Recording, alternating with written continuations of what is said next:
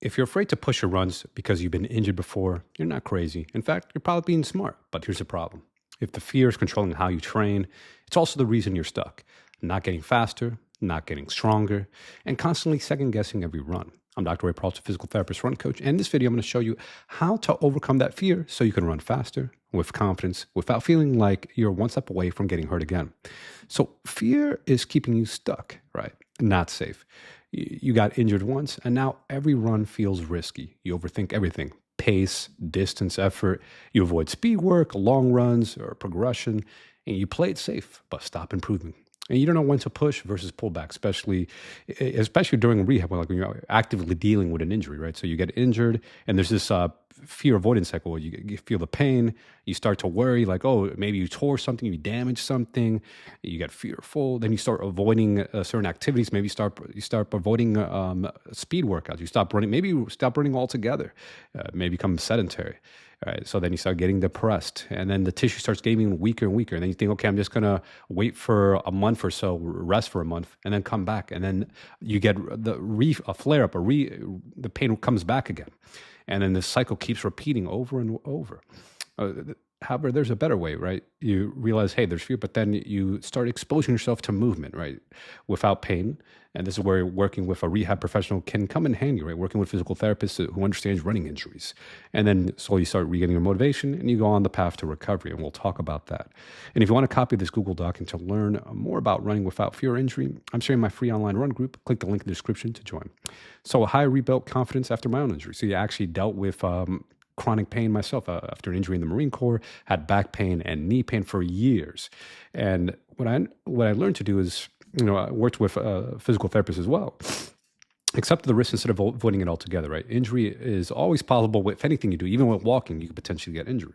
But oftentimes it's more about being resilient, right? You can manage these minor injuries, and sure, if it's something catastrophic, like you're in a car accident, knock on wood, hopefully that doesn't happen. Go to the doctor, get checked out, but shift the mindset about, instead of just, let me just avoid all pain, all injury, because let's be real, there's some types of pains or aches that you could work around, and then you can start building resilience to make your tissue stronger, right? And instead of stop guessing, right? Track the small wins, like, oh, I was able to squat today with minimal discomfort. I was able to climb stairs. Maybe I could do a run walk pain-free, right? And then that confidence starts building up evidence that, hey, you can do this stuff. And then that motivation starts compounding over time.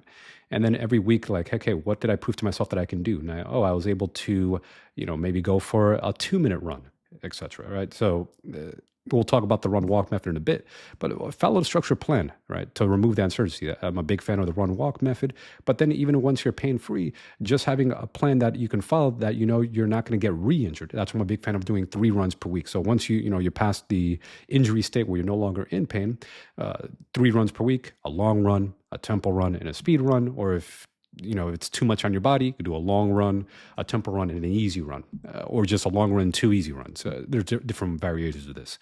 And then cross-training 2 or 3 days a week. It could just be as simple as walking. Walking is great cross-training for running. And if that's too easy, you could do incline walking, weighted walking. You can even do cycling, rowing, etc. And recovery days, right? The focus is on running less, but recover more. And then you can follow this type of training plan long-term, even for like a marathon, so you know that you're not getting re-injured by, oftentimes people get re-injured because they're doing just too much running that exceeds their body's recovery level.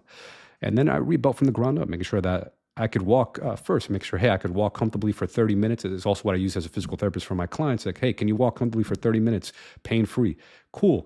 Are you able to jump? Are you able to pass certain hop testing? Do you have this strength, side-to-side strength symmetry? If there's a difference, let's get that leg stronger, the injured leg, so it catches up to the non-injured leg. And then, hey, can we run walk? Maybe just start with 10-second run, 50-second walk. Do that 2 or 3 times a week, and then gradually start progressing the run interval. So you're going from going to 1 minute, then 2-minute run, 3-minute run, so forth, until you're doing a continuous 20-minute run. And progress slowly. Maybe you start with just 2 runs a week and then go to 3 runs. And then again, gradually over time, you lengthen the duration of the run interval until the point where you can do continuous running.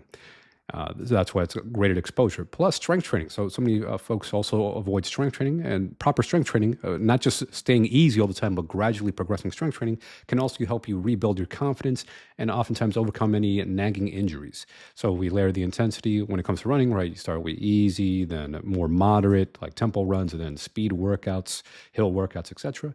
And then using a pain traffic light guide. So even when it comes to running or strength training or any activity, a green light is like 0 to 3. That's safe to go. This is 3 out of 10 pain or less. Okay, you could continue going. You don't have to be too fearful. If it's a yellow light, 4 to 6, you may have to modify. Maybe you scale back the workout. Like if you were doing, like, let's say a 30-minute workout, maybe you scale it back to 15 minutes.